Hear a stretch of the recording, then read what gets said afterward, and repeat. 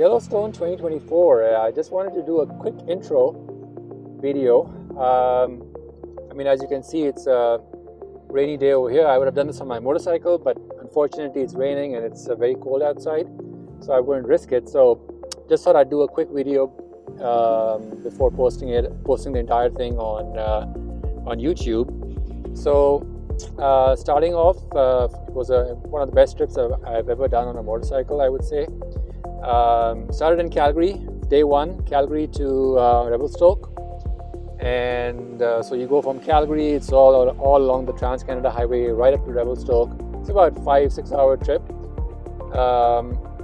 but then you go over some beautiful spots. You go kind of like go past Canmore, Lake Louise, and over Rogers Pass, through Glacier National Park in Canada, and then of course you find your way down to Revelstoke. Revelstoke, as you know, of course, it's a ski resort, a mountain village, mountain town, beautiful, high up in the Rockies. So that was day one. Spent the night, planned for next day. Next day, then found my way towards the US border in the south. But I made it a point to go over Highwood Pass, which is the highest kind of like paved road in Canada. It's about, I would say, about 7,000-8,000 feet. Very close to Calgary, actually, about maybe 3 hours from Calgary, maybe even less. And then found my way south, then towards a small little town called Pincher Creek. It's about an hour away from the US border. Pincher Creek, which is this weird kind of a place, it's like wide open spaces like prairie. And of course, you can always see the shadows of the mountains in the background. So, you can always see them in the backdrop. So, quaint, quiet is what I'll call it, but it's what a Walmart, yeah. And stayed at the Icona Lodge over there. And of course, from there, found my way the next day, which was day 3, towards the US border between Canada and US, which kind of you find your way into Montana. And this border point is only open for like 6 months in a year, or maybe 7-8 months in a year, and then they close it off. When I was going, the guy said, in September this year, the guy said, we're going to close in 2 weeks. So 2 weeks later, the border would have been closed because that is inaccessible. So anyway, crossed the border over there, and wow, it's really overcast and foggy over here. And then found my way to Glacier National Park in the US. It's a small little town called St. Mary, and St. Mary is where Glacier National Park in the US starts. So Glacier National Park entrance is, as I said, St. Mary, and you find your way into Glacier National Park from there. And then from there, the road starts winding all the way up to Logan Pass. And Logan Pass is like the highest point over there, maybe like 7,000-8,000 feet, maybe 9,000 feet. And from there, you find your way down to Lake McDonald. And from Lake McDonald, I rode all the way south to Helena. So Helena, Montana. Spent the night in Helena, Montana. Very interesting experience. Again, small town. Went to a Wild Wing and had dinner over there. Unique experience over there because the food wasn't very good. The service was really bad, but it was crazy how busy it was because it was like football night or something. And then spent the night in Helena, and then found my way next day to Cody. So anyway, found my way all the way from Helena to Cody over the Beartooth Pass. The Beartooth Pass is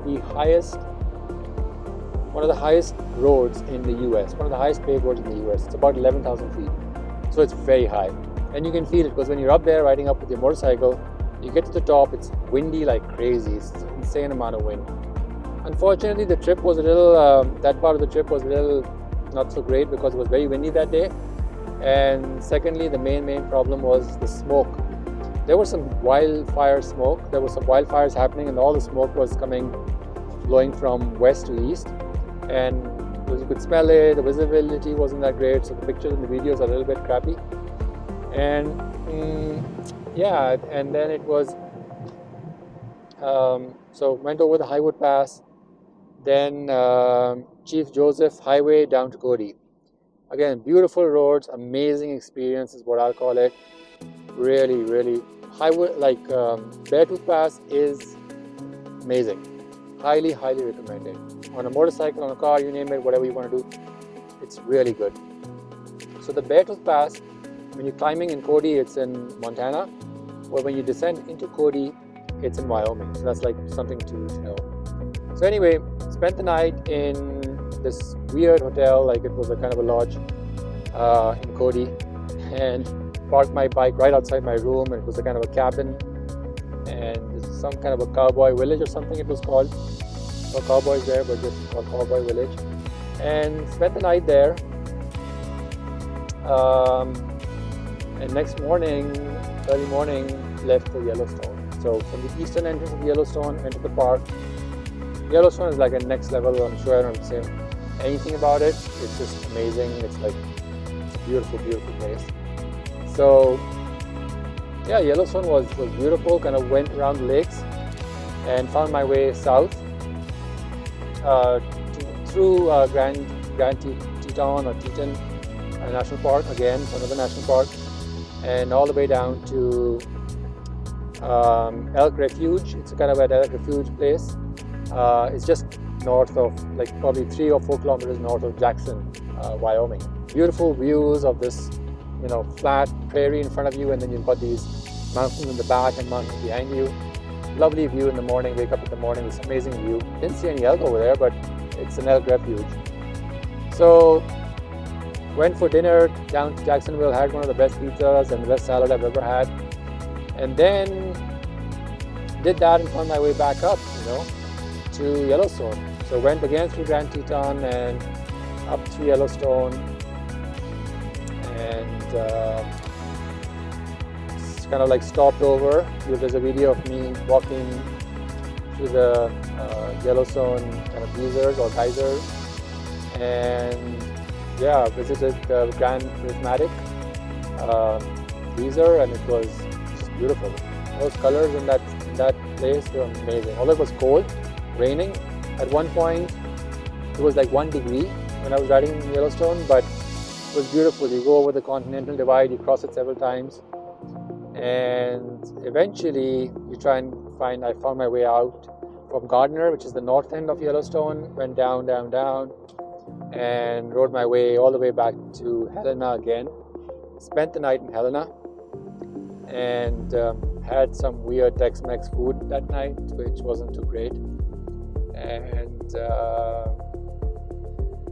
and then just kind of spent the night there. And next day, I was in Calgary. Found my way to Calgary, and just a straight, flat, boring ride out of Helena to get to Calgary.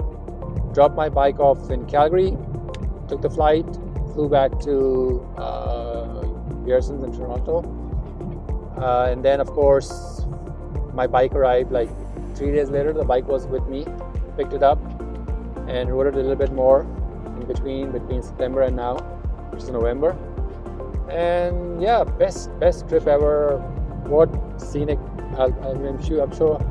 I mean, everyone will see it in the videos, in the drone videos, and some of the shots I made. The only issue I had through the entire trip, which is the biggest disappointment for me, was of course the sound. But anyway, that's just a high level my trip to Yellowstone, and I hope that everybody enjoys the experience, the ride, and I hope that the beat, the sound, music, etc. is kind of like helps a little bit with the shitty audio that was on most of the video. So forgive me for that. Otherwise, as far as the experience goes, I would highly recommend anyone do that trip. And if anyone wants to reach out, please feel free to do so. I'm happy to provide pointers. and guidance on how best to plan it, where to stay, and help you organize. So feel free to reach out. Yeah, I think that's pretty much it.